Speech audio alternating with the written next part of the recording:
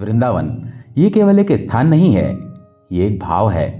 ये प्रेम की वो राजधानी है जहां का राजा कोई और नहीं बल्कि अखंड ब्रह्मांड नायक श्री बांके बिहारी लाल हैं।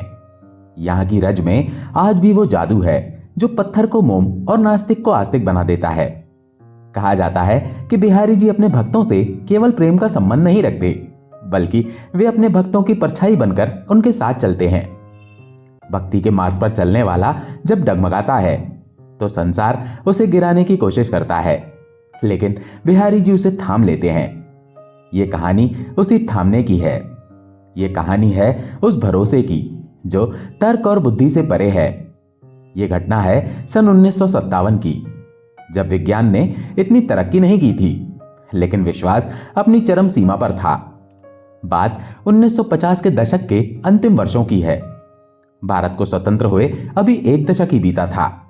दिल्ली जो देश की राजधानी थी, वहां भी आज जैसी भीड़ भाड़ और आधुनिकता नहीं थी। उसी दिल्ली में एक साधारण धर्मपरायण परिवार रहता था। गृहस्वामी का नाम था श्री मणिप्रकाश। मणिप्रकाश जी और उनकी धर्मपत्नी का जीवन बांके बिहारी जी के चरणों में समर्पित था। उनके जीवन का एक ही नियम था, सुख हो या दुख पहला स्मरण बिहारी जी का होगा। वे कोई बहुत बड़े धन कुबेर नहीं थे, न ही कोई बहुत प्रसिद्ध व्यक्ति, लेकिन उनकी संपत्ति थी उनका भाव। जब से उन्होंने भागवत कथा सुनी थी और पहली बार वृंदावन की कुंज गलियों में कदम रखा था, उनका मन दिल्ली में कम और वृंदावन में अधिक रमता था। अक्सर जब भी समय मिलता मणिप्रकाश जी अपनी पत्नी और बच्चों के साथ मथुरा वृंदावन की यात्रा पर निकल पड़ते। उस समय यात्राएं इतनी सुगम नहीं थीं, न तो तेज रफ्तार गाड़ियां थीं, न ही एक्सप्रेसवे, छुक छुक करती रेलगाड़ियां और धूल भरे रास्ते। लेकिन बिहारी जी से मिलने की तड़प इन कष्टों को नगण्य बना देती थी। साल था 1957। गर्मियां अपने शबाब पर थीं, या शायद हल्की सर्दी की शुरुआत थी। मौसम जो भी रहा हो, भक्तों के हृदय में प्रेम का वसंत खिला हुआ था। मणिप्रकाश जी ने योजना बनाई कि इस बार सपरिवार बांके बिहारी जी के दर्शन के लिए चला जाए। पत्नी ने कहा, स्वामी क्या बच्चों को भी साथ ले चलेंगे? सफर थोड़ा कठिन है। मणिप्रकाश जी मुस्कुराए, अरे पगली, हम कौन होते हैं ले जाने वाले? बुलावा तो बिहारी जी का आया है, और जहां बिहारी जी हैं वहां कष्ट कैसा? तय हुआ कि पूरा परिवार जाएगा। सामान बांधा गया, बच्चों के लिए खाने पीने की चीजें, कपड़े और बिहारी जी के लिए भोग प्रसाद। रेलगाड़ी ने जब मथुरा जंक्शन पर सीटी बजाई तो पूरे परिवार ने हाथ जोड़कर ब्रज भूमि को प्रणाम किया। मथुरा स्टेशन पर उतरते ही ब्रज की हवा ने उनका स्वागत किया। उस जमाने में मथुरा से वृंदावन जाने के लिए आज की तरह ऑटो या टैक्सियां नहीं थी। उस समय का मुख्य साधन तांगा हुआ करता था। इक्का दुक्का बसें चलती थीं, लेकिन तांगे की सवारी का अपना ही आनंद था। मणिप्रकाश जी ने एक तांगा किराए पर लिया। तांगे वाले ने सामान पीछे रखा, बच्चे और पत्नी बीच में बैठे और तांगा चल पड़ा वृंदावन की ओर। घोड़ों की टाप की आवाज वातावरण में गूंजने लगी। रास्ते पर मणिप्रकाश जी अपनी पत्नी से बिहारी जी की लीलाओं की चर्चा करते रहे। तांगा अपनी गति से चल रहा था, लेकिन समय अपनी गति से भाग रहा था। उस दिन शायद तांगा मिलने में देरी हो गई थी या ट्रेन विलंब से थी। जब तांगा वृंदावन की सीमा में प्रवेश करने लगा तो दोपहर के लगभग 1 बजने वाले थे। जो लोग बांके बिहारी मंदिर की समय सारणी से परिचित हैं, वे जानते हैं कि दोपहर में राजभोग आरती के बाद मंदिर के कपाट विश्राम के लिए बंद हो जाते हैं। उस समय भी यही नियम था। जैसे ही तांगा विद्यापीठ चौराहे से आगे बढ़ा और मुख्य बाजार की ओर जाने वाली पुलिस चौकी के पास पहुंचा, मणिप्रकाश जी ने अपनी कलाई घड़ी देखी। उनके माथे पर चिंता की लकीरें उभर आईं। 1 बज गया है, कहीं ऐसा ना हो कि हम पहुंचे और पट बंद हो जाएं। उन्होंने घबराहट में पत्नी से कहा। तभी पास से गुजरते हुए एक ब्रजवासी ने उन्हें टोका, अरे बाबूजी, अगर बिहारी जी के दर्शन करने हैं तो दौड़ लगाओ, बस आरती होने ही वाली है। अगर 5 मिनट भी देर हुई तो दर्शन शाम को ही मिलेंगे। यह सुनकर मणिप्रकाश जी और उनकी पत्नी व्याकुल हो उठे। दिल्ली से इतनी दूर आए और दर्शन ना हो, यह तो सहन नहीं होगा। लेकिन समस्या यह थी कि साथ में छोटे बच्चे थे और ढेर सारा सामान था। तांगा सकरी गलियों में तेजी से जा नहीं सकता था और बच्चों के साथ दौड़ना संभव नहीं था। पुलिस चौकी के पास तांगा रुका। मणिप्रकाश जी ऊहापोह में थे, क्या करें? तभी तांगे वाले ने, जिसके मन में शायद उस क्षण तक कोई मैल नहीं था, एक सुझाव दिया। तांगे वाला बोला, बाबूजी, आप और माताजी दर्शन के लिए दौड़ कर जाइए। आप बच्चों और सामान की चिंता मत करिए, मैं यहीं चौकी के पास तांगा रोककर खड़ा हूं। मैं बच्चों का ध्यान रखूंगा, आप बस दर्शन करके जल्दी आ जाइए। यह प्रस्ताव किसी डूबते को तिनके के सहारे जैसा था। मणिप्रकाश जी ने एक पल के लिए पत्नी की ओर देखा। पत्नी की आंखों में केवल बिहारी जी के दर्शन की प्यास थी। तर्क ने कहा, अनजान शहर, अनजान तांगे वाला, कैसे भरोसा करें? लेकिन भक्ति ने कहा, बिहारी जी के धाम में आए हो, सब उन्हीं के भरोसे है। मणिप्रकाश जी ने तांगे वाले से कहा, भैया ये बच्चे और सामान तुम्हारे भरोसे छोड़ रहे हैं, हम बस दर्शन करके अभी लौटे। तांगे वाले ने सिर हिलाया, जाओ बाबूजी, निश्चिंत जाओ। दोनों पति पत्नी चप्पलें वहीं उतारकर नंगे पैर पूरी ताकत से मंदिर की गलियों की ओर दौड़ पड़े। उनका शरीर दौड़ रहा था, लेकिन मन उनसे भी तेज गति से बिहारी जी के चरणों में पहुंच चुका था। इधर मणिप्रकाश जी और उनकी पत्नी आंखों से ओझल हुए और उधर तांगे वाले के मन में शैतान जाग उठा। उसने देखा कि तांगे में कीमती सामान रखा है, कपड़े, जेवर जो अक्सर यात्री पोटलियों में रखते थे, पैसे और खाने का सामान, और साथ में है ये अबोध बच्चे जो उसका कुछ नहीं बिगाड़ सकते। उसके मन में पाप ने घर कर लिया। तांगे वाले ने सोचा, ये दिल्ली वाले तो गए, कम से कम आधा पौना घंटा नहीं आएंगे, तब तक तो मैं मथुरा पहुंच जाऊंगा, सामान बेच दूंगा और बच्चों को कहीं रास्ते में उतार दूंगा। उसने इधर उधर देखा। पुलिस चौकी पर सिपाही अपनी मस्ती में थे, किसी का ध्यान उस पर नहीं था। उसने घोड़ों की लगाम खींची और तांगे को धीरे से मोड़ा। उसने वापस मथुरा की ओर जाने वाले रास्ते पर तांगा डाल दिया। बच्चे अभी छोटे थे, वे कुछ समझ नहीं पाए। उन्हें लगा शायद तांगे वाले अंकल उन्हें कहीं और ले जा रहे हैं या छाया में खड़ा कर रहे हैं। जैसे ही भीड़ भाड़ वाला इलाका पीछे छूटा, तांगे वाले ने घोड़ों को चाबुक मारा। चल चल मेरे भाई, आज तो लॉटरी लग गई, वो बड़बड़ाया। तांगा धूल उड़ाता हुआ मथुरा रोड पर दौड़ने लगा। वृंदावन से मथुरा के रास्ते में सुनसान सड़क पर तांगा तेजी से भाग रहा था। तांगे वाला खुश था, उसकी योजना सफल हो रही थी। भक्त दर्शन में मगन थे और उनका सर्वस्व लुट रहा था, लेकिन वो भूल गया था कि वो जिस दरबार के यात्रियों को ठग रहा है, उस दरबार का मालिक तीनों लोकों का स्वामी है। तांगा मुंगेर वाली धर्मशाला के पास पहुंचा। यह स्थान उस समय काफी सुनसान हुआ करता था। अचानक एक अभूतपूर्व घटना घटी। सड़क खाली थी, दूर दूर तक कोई अवरोध नहीं था, लेकिन एकाएक घोड़ों ने हिनहिनाना शुरू कर दिया और अपने पैर जमा दिए। तांगा एक झटके के साथ रुक गया। तांगे वाला हैरान रह गया, अरे क्या हुआ? उसने चाबुक उठाया और घोड़ों को पीठ पर दे मारा। चल आगे बढ़। घोड़े दर्द से बिलबिलाए, पैर पटके, लेकिन 1 इंच भी आगे नहीं बढ़े। ऐसा लग रहा था मानो सामने कोई अदृश्य दीवार खड़ी हो। तभी तांगे वाले की नजर सामने पड़ी। वहां तांगे के ठीक सामने लगभग 10 वर्ष का एक बालक खड़ा था। वो बालक कोई साधारण बालक नहीं लग रहा था। सांवला सलोना रंग, बड़ी बड़ी कजरारी आंखें, चेहरे पर एक ऐसी तेजस्विता जो सूर्य को भी फीका कर दे, और होठों पर एक रहस्यमयी मुस्कान। उसने केवल अपना छोटा सा हाथ उठाया हुआ था, मानो तांगे को रुकने का आदेश दे रहा हो। तांगे वाला गुस्से से लाल हो गया। ए छोरे, हट सामने से, मरना है क्या? वो चिल्लाया, लेकिन बालक अपनी जगह से नहीं हिला। उसकी आंखों में भय नहीं था, बल्कि एक ऐसा अधिकार था जिसने तांगे वाले की रूह को कपा दिया। तांगे वाले ने फिर घोड़ों को पीटा। घोड़ों ने पूरी ताकत लगा दी।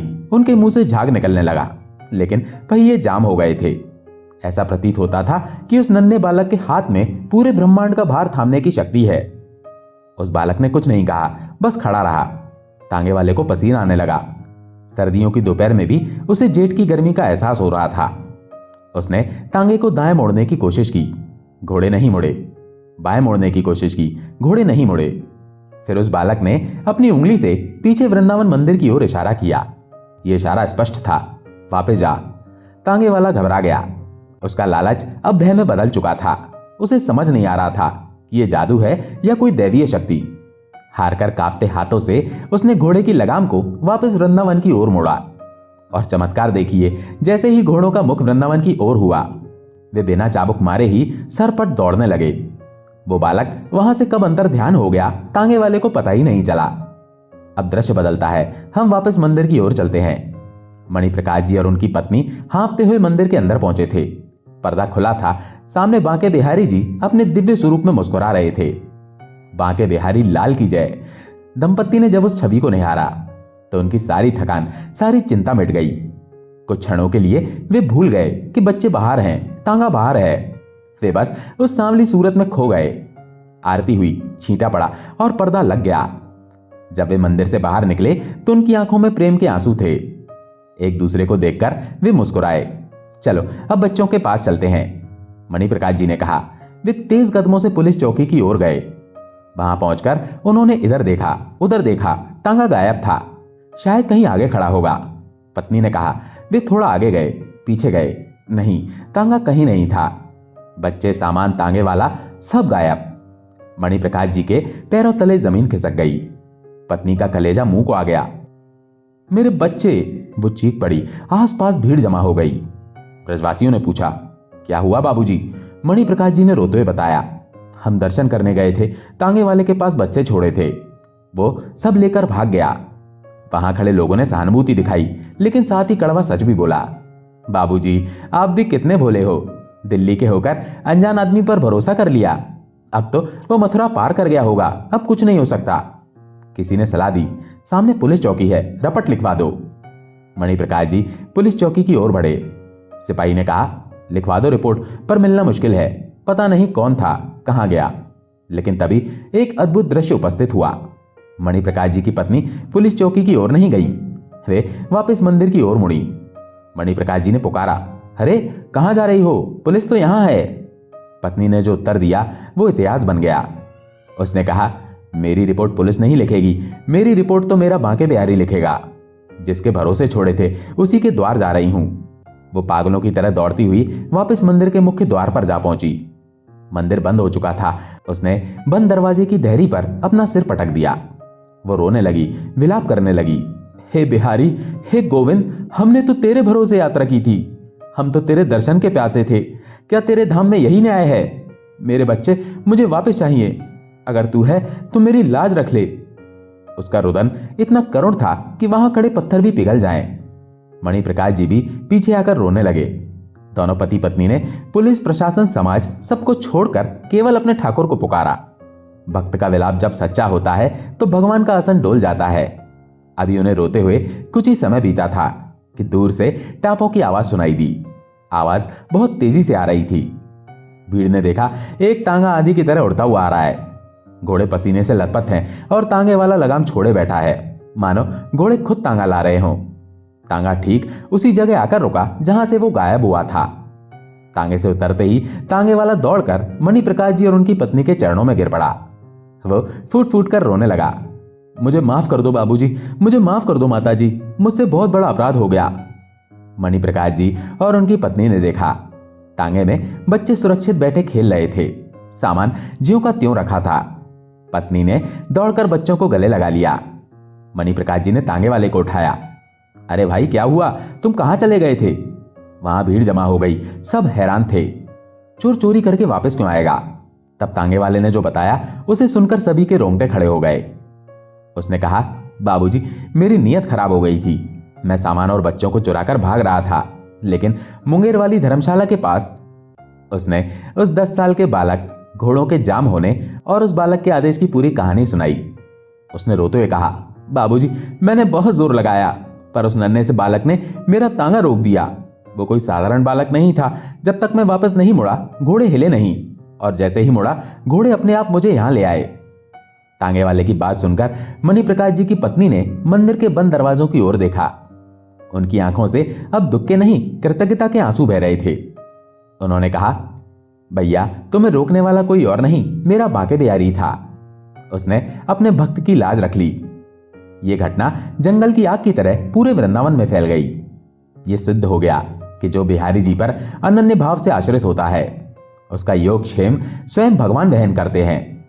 यह भक्त परिवार कोई और नहीं, बल्कि सुप्रसिद्ध भागवत वक्ता और बांके बिहारी मंदिर के सेवायत परिवार से संबंधित आचार्य श्री मृदुल कृष्ण गोस्वामी जी के पूर्वज थे। मणिप्रकाश जी का वो अटूट विश्वास आज भी उदाहरण के रूप में दिया जाता है।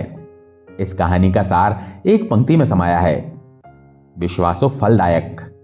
आज भी जब कोई भक्त सच्ची लगन से बांके बिहारी जी के सामने खड़ा होता है, तो उसे यह एहसास होता है कि वो मूर्ति नहीं, साक्षात सरकार हैं। 1957 की वो घटना हमें सिखाती है कि हम अपनी चालाकियों से दुनिया को ठग सकते हैं, लेकिन उस नीली छतरी वाले की नजर से नहीं बच सकते। और यदि हम निष्कपट होकर उन पर भरोसा करें तो वे हमारी रक्षा के लिए किसी भी रूप में, चाहे वो 10 साल का बालक ही क्यों ना हो, प्रकट हो सकते हैं। दोस्तों, आशा है ये प्रसंग आपको पसंद आया होगा। अगर पसंद आया हो तो वीडियो को लाइक करके कमेंट में जय श्री कृष्णा जरूर लिखें। चैनल पर अगर पहली बार आए हैं तो चैनल को सब्सक्राइब जरूर करें। जय श्री कृष्णा, जय जय श्री राधे।